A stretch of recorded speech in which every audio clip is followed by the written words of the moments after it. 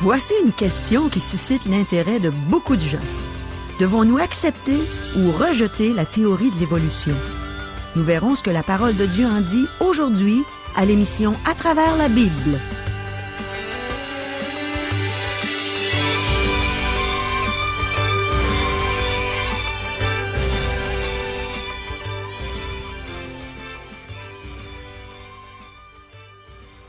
Bonjour, ici Caro. Évolution ou création? Deux théories qui se contredisent. Vous avez sûrement des questions à ce sujet. Par exemple, peut-on prouver la théorie de l'évolution? Est-ce que l'affirmation que Dieu est le créateur est encore sensée dans notre ère moderne? Est-ce qu'il y a vraiment un Dieu créateur? Qu'est-ce que la Bible dit à ce sujet? Est-ce qu'on devrait rejeter la théorie de l'évolution? Si Dieu a créé l'univers, bien pourquoi l'a-t-il créé? Y a-t-il des choses que la théorie de l'évolution ne peut pas expliquer? La théorie de l'évolution peut-elle expliquer l'origine de la vie sur cette terre? J'ai bien hâte d'entendre ce que la Bible va nous répondre.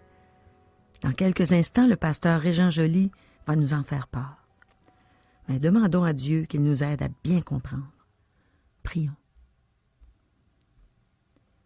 Oh mon Dieu, on entend parler de la création, l'évolution. Qu'est-ce que toi tu en penses, mon Dieu? Enseigne-nous ta pensée à ce sujet. Laisse-nous pas aller sur une mauvaise voie, mais conduis-nous sur ta voie, là où on comprend ce que tu désires qu'on comprenne. Amen. À toi, Régent. Merci, Caro. Élaborons davantage sur ce premier texte de la Bible, Genèse, chapitre 1er, verset 1. Je cite. « Au commencement, Dieu créa les cieux et la terre. » Mes amis, nous sommes dans la première partie du livre de la Genèse, au premier chapitre, premier verset. C'est une partie merveilleuse et importante du livre de Genèse. La dernière fois, nous avons parlé des théories de l'origine de l'univers. Nous avons aussi considéré quelques théories au sujet de l'évolution. Cette théorie dont nous avons plusieurs variantes n'a jamais été prouvée scientifiquement. La théorie de l'évolution ne fait pas l'unanimité parmi les scientifiques et ils n'ont pas encore réussi à expliquer tout son mécanisme. Voici une citation du docteur J.A.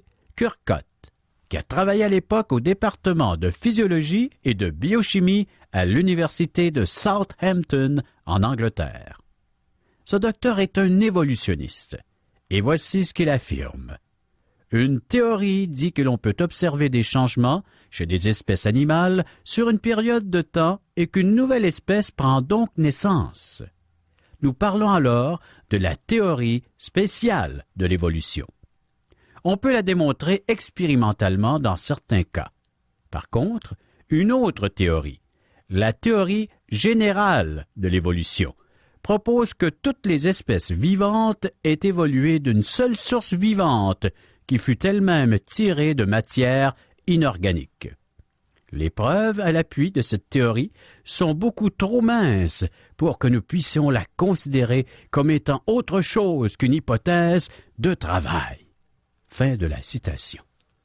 Voici ce qu'a dit, à la même époque, le docteur Heribert Nilsson, un botaniste suédois, lui aussi un évolutionniste. Voici sa citation. « Mes efforts pour démontrer expérimentalement le processus de l'évolution au cours des 40 dernières années ont échoué. Au moins, on ne pourra pas m'accuser d'avoir eu un préjugé défavorable à la théorie de l'évolution. Nous pouvons affirmer que nous ne pouvons même pas ériger un brouillon à partir de faits paléobiologiques.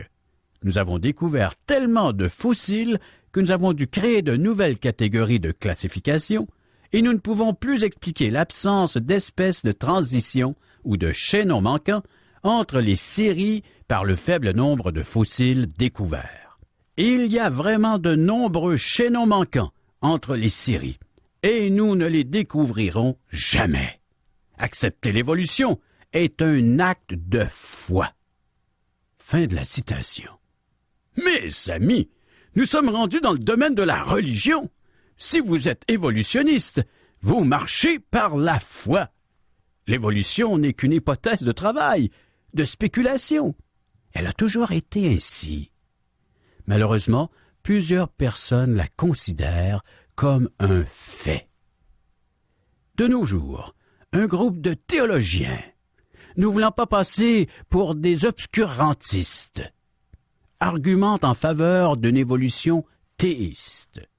Voici ce que l'un d'eux, Curtly Matter, un scientifique, a écrit. Lorsqu'un théologien reconnaît l'évolution comme étant le procédé de création utilisé par Dieu, il doit être disposé à aller jusqu'au bout de cette ligne de pensée. Non seulement est-ce un processus ordonné, mais c'est un processus continuel.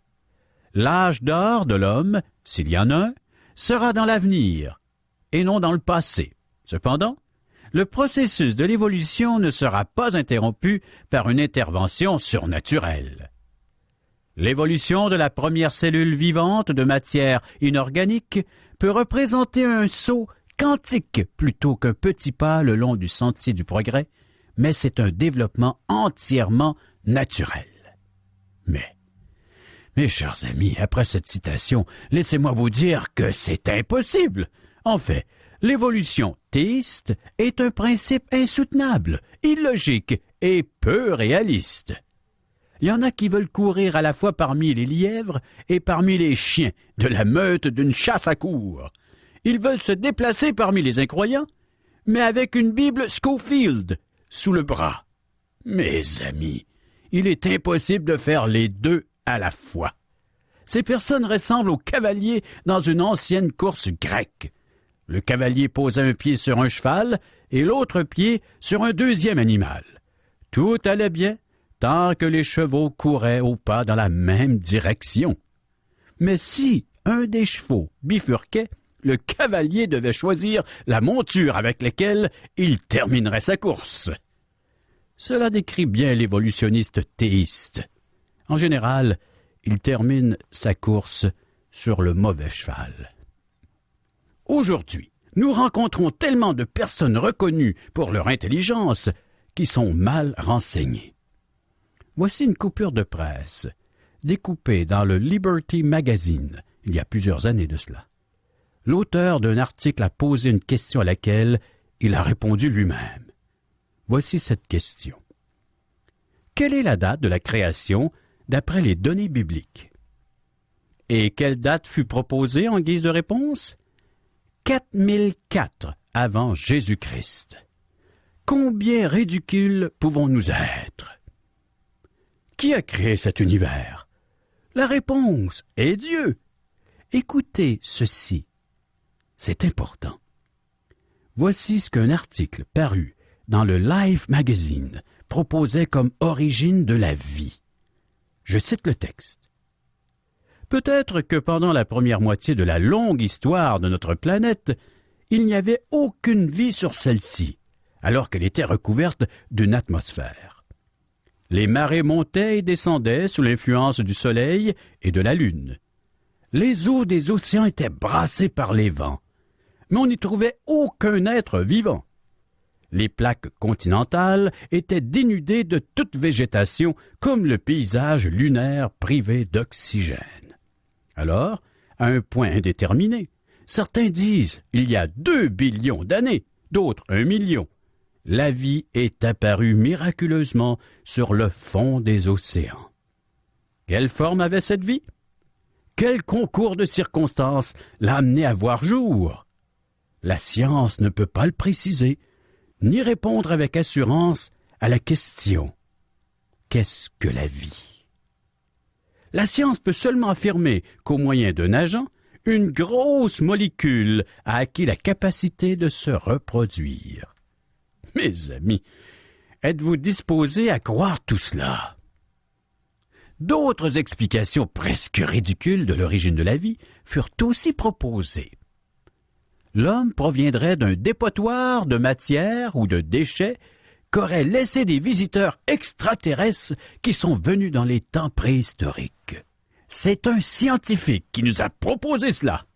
Ceci expliquerait l'origine de la vie sur Terre. Des scientifiques nous ont envoyé chercher nos ancêtres dans les arbres, un autre nous a invités à chercher parmi les algues, maintenant nous envoie des dépotoirs extraterrestres. Ne sombre-t-on pas de plus en plus dans le ridicule? Je ne sais pas ce que vous en pensez, mais je crois que l'affirmation que Dieu est le Créateur est encore très sensée dans notre ère moderne. Voici comment un philosophe britannique du 19e siècle, Herbert Spencer, a défini l'évolution. Je cite. « Une intégration de la matière avec un ralentissement concurrent de son mouvement, pendant laquelle la matière passe d'un état d'homogénéité indéfinie et incohérent à un état d'hétérogénéité ordonné et cohérent, et pendant laquelle le mouvement résiduel subit une transformation semblable. » Fin de la citation. Mes amis, réfléchissez à cela pendant un certain temps. Je ne sais pas ce que vous en pensez, mais l'énoncé « Au commencement, Dieu créa le ciel et la terre » est encore très sensé aujourd'hui. Qui a créé l'univers? Dieu. Il l'a créé à partir de rien. Quand? Je ne sais pas, et personne d'autre ne le sait. Certains disent il y a 1 billion d'années, d'autres avancent 2 billions, et certains vont jusqu'à 5 billions. Comment savoir qui dit vrai? Personnellement, je pense qu'ils sont tous des spéculateurs. Je pense que l'univers fut créé bien avant cela. Au commencement, Dieu créa le ciel et la terre. Dieu a eu toute l'éternité pour créer l'univers. Que pensez-vous qu'il a fait pendant tous ces billions d'années? Il n'a pas attendu que nous arrivions. Il n'a pas attendu pour vous ou pour moi. Il était très occupé avec sa création. Dieu ne nous a pas dit grand-chose au sujet de celle-ci. Le pygmée du poème que j'ai cité hier était présomptueux de penser qu'il en savait plus que Dieu. Nous devons accepter cette déclaration majestueuse de Dieu inscrite dans sa parole. Nous pouvons faire nôtres les paroles du psalmiste, et je cite « Quand je contemple les cieux, ouvrage de tes mains, la lune et les étoiles que tu as créées. » Le psaume 8, verset 4. Et les cieux racontent la gloire de Dieu, et l'étendue manifeste l'œuvre de ses mains. Le psaume 19, verset 1er. De plus, Paul, oui l'apôtre Paul, dit dans l'Épître aux Romains, en effet, les perfections invisibles de Dieu, sa puissance éternelle et sa divinité, se voient comme à l'œil depuis la création du monde, quand on les considère dans ses ouvrages. Ils sont donc inexcusables. Romains, chapitre 1er, verset 20. L'auteur de l'Épître aux Hébreux affirme, et je cite, « C'est par la foi que nous reconnaissons que le monde a été formé par la parole de Dieu, en sorte que ce qu'on voit n'a pas été fait de choses visibles. » Hébreux, chapitre 11, verset 3. Nous devons accepter la création par la foi. Même la science ne peut pas expliquer comment on crée quelque chose à partir de rien. Dieu l'a fait, mais l'homme, même aujourd'hui avec toute sa science, ne peut dire quand Dieu le fit. Les nations autour d'Israël avaient aussi des récits de la création, la plupart étant des corruptions du récit biblique. Lorsque l'on compare ces différents récits à ceux des nations, en particulier à celui de Babylone, nous remarquons que le récit babylonien débute avec le chaos, alors que la Bible débute avec le cosmos. Au commencement, Dieu créa le ciel et la terre. Selon le récit babylonien, les corps célestes sont des dieux, alors que la Bible dit qu'ils ne sont que de la matière. Le récit babylonien reflète une théologie polythéiste, alors que le récit biblique reflète une théologie monothéiste, un seul Dieu. De plus, le récit babylonien est l'œuvre d'un artisan, alors que dans la Bible, c'est Dieu qui crée l'univers en prononçant une parole. Le récit babylonien est puéril et grotesque, alors que le récit biblique présente le Dieu créateur qui est saint et qui est venu nous sauver. Le récit babylonien ne peut pas être réconcilié avec la science, alors que le récit biblique est en accord avec la vraie science. Nous rejetons la théorie de l'évolution, car elle rejette Dieu et sa révélation. Elle nie la chute de l'homme et l'existence du péché, en plus de s'opposer à l'incarnation du Christ et sa conception par le Saint-Esprit. C'est pourquoi nous rejetons l'évolution avec vigueur.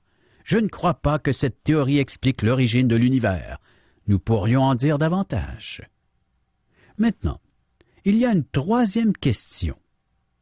Il ne faut pas demander seulement qui a créé l'univers, quand il fut créé, mais aussi pourquoi il fut créé.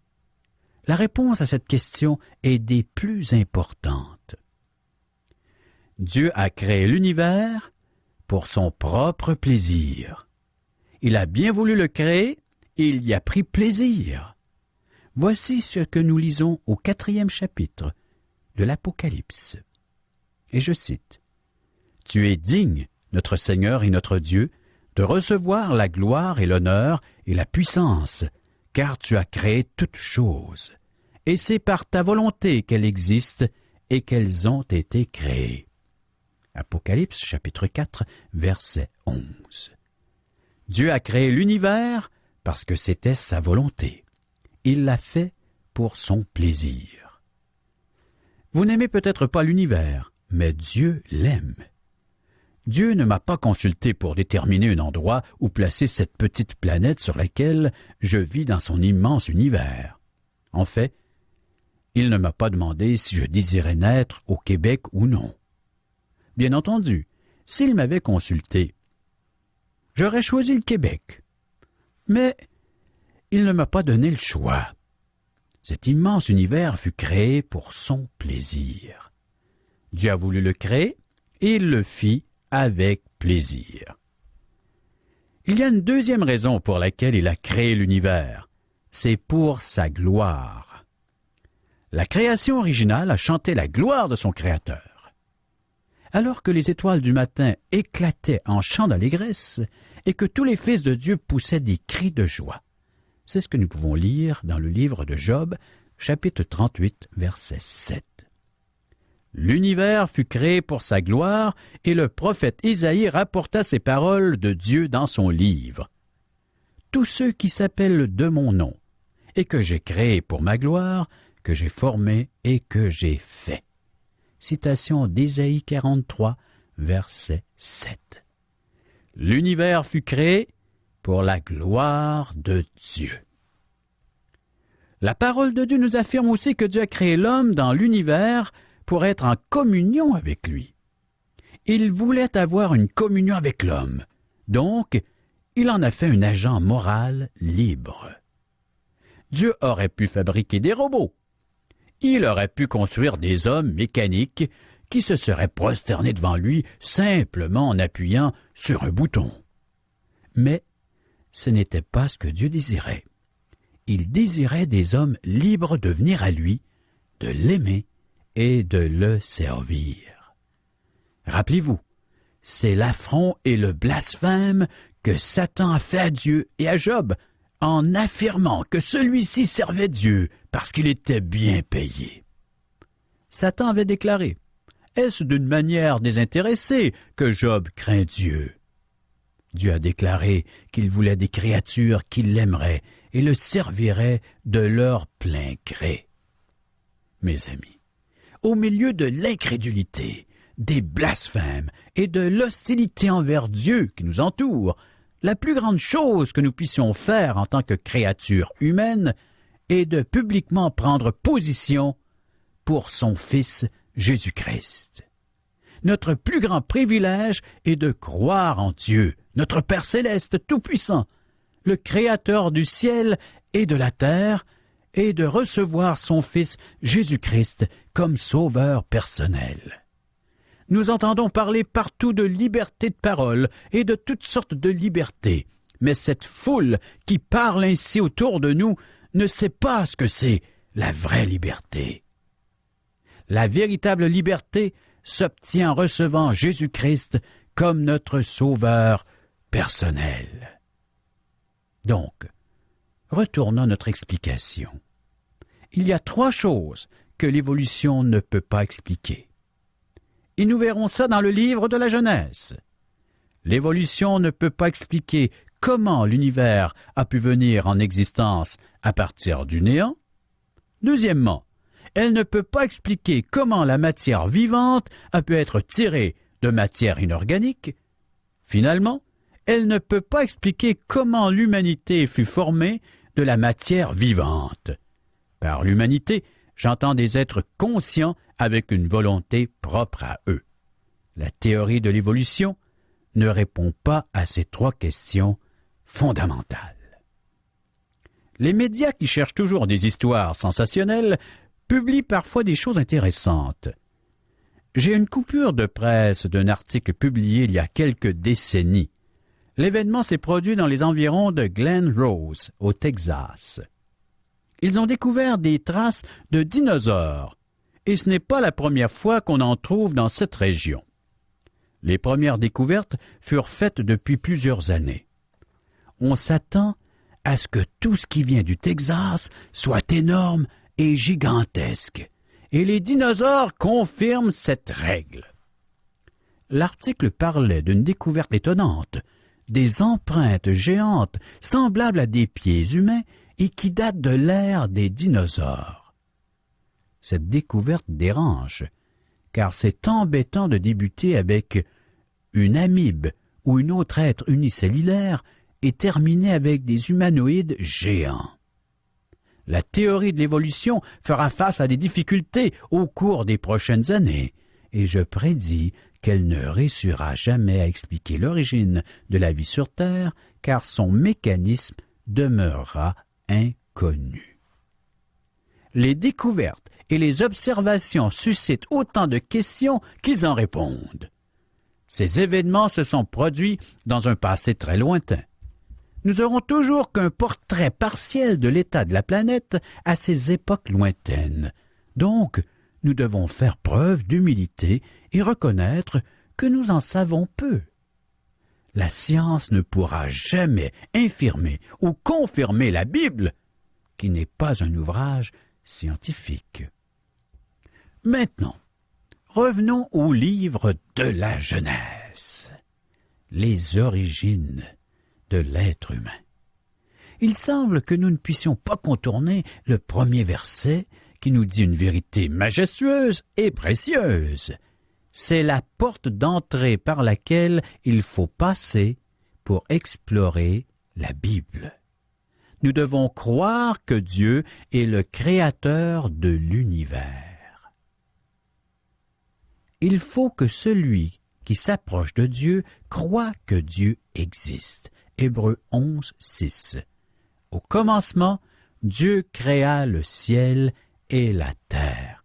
Genèse chapitre 1er, verset 1er. Chers amis, voilà le thème de notre prochaine émission. Préparons-nous en lisant encore une fois le premier chapitre du livre de la Genèse. Merci, Régent. Eh bien, la Bible prouve qu'il y a vraiment un Dieu créateur. Régent a lu dans le psaume 8 au verset 4, « Quand je contemple les cieux, ouvrage de tes mains, la lune et les étoiles que tu as créées. » Dieu a créé toutes choses. Et puis Paul nous dit dans l'Épître aux Hébreux au chapitre 11, verset 3, « C'est par la foi que nous reconnaissons que le monde a été formé par la parole de Dieu, en sorte que ce qu'on voit n'a pas été fait de choses visibles. » Ça prend la foi pour croire à un Dieu créateur. Et quand on croit en lui, on n'a pas de difficulté à prendre au mot tout ce qu'il nous enseigne dans la Bible. Il nous dit qu'il a créé toutes choses, eh bien, il a créé toutes choses. Je suis bien heureuse, moi, d'accepter la théorie de la création par la foi. Oui, Dieu a créé l'univers. Il l'a créé pour son plaisir. Puis il l'a créé avec plaisir. Il nous a créés avec plaisir. Il aime mettre son plaisir en nous, d'ailleurs. Il a aussi créé l'univers pour sa gloire. Ésaïe 43:7 nous parle de ce que Dieu a créé pour sa gloire. Il nous a créés pour sa gloire. Est-ce que ta vie glorifie Dieu? Est-ce que tu examines les Écritures pour voir si ta vie glorifie Dieu? Il nous a créés aussi pour qu'on soit en communion avec lui. Dieu aime qu'on soit près de lui. Il nous a aussi créés libres, capables de choisir si on veut être unis à lui ou si on veut être loin de lui. On peut décider nous-mêmes si on veut venir à lui, l'aimer, le servir.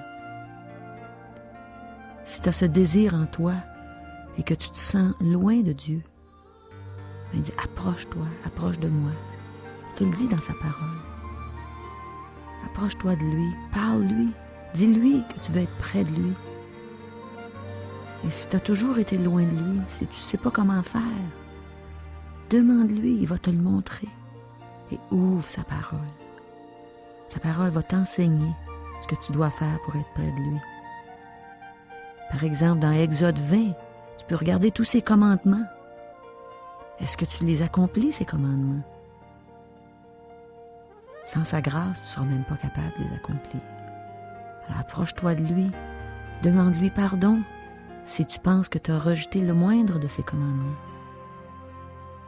Et il va te pardonner si tu mets ta confiance en lui, si tu mets ta confiance en Jésus.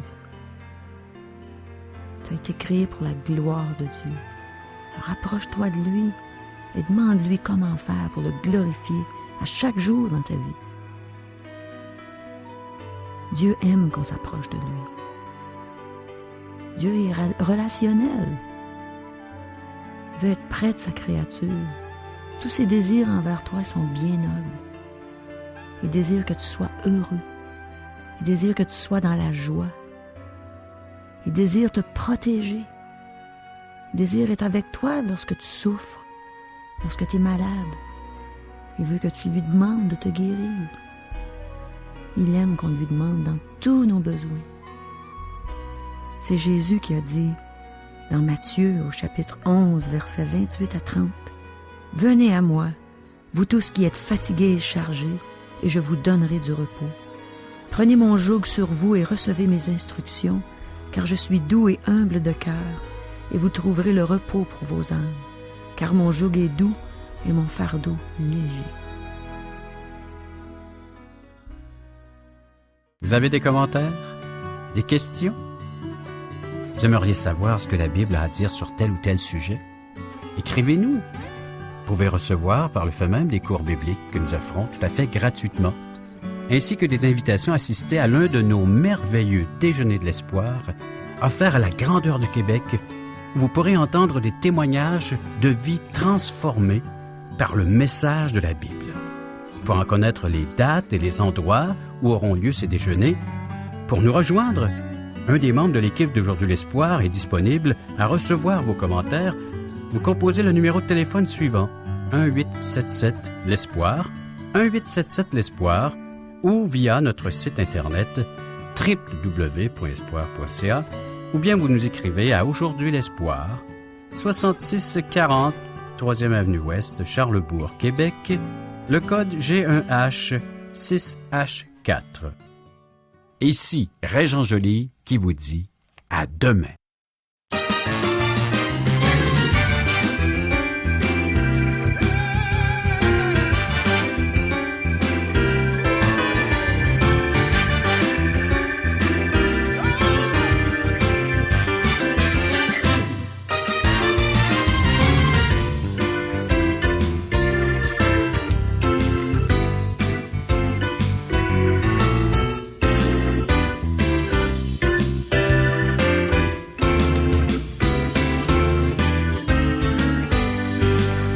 Cette émission vous a été présentée par Radio Espoir.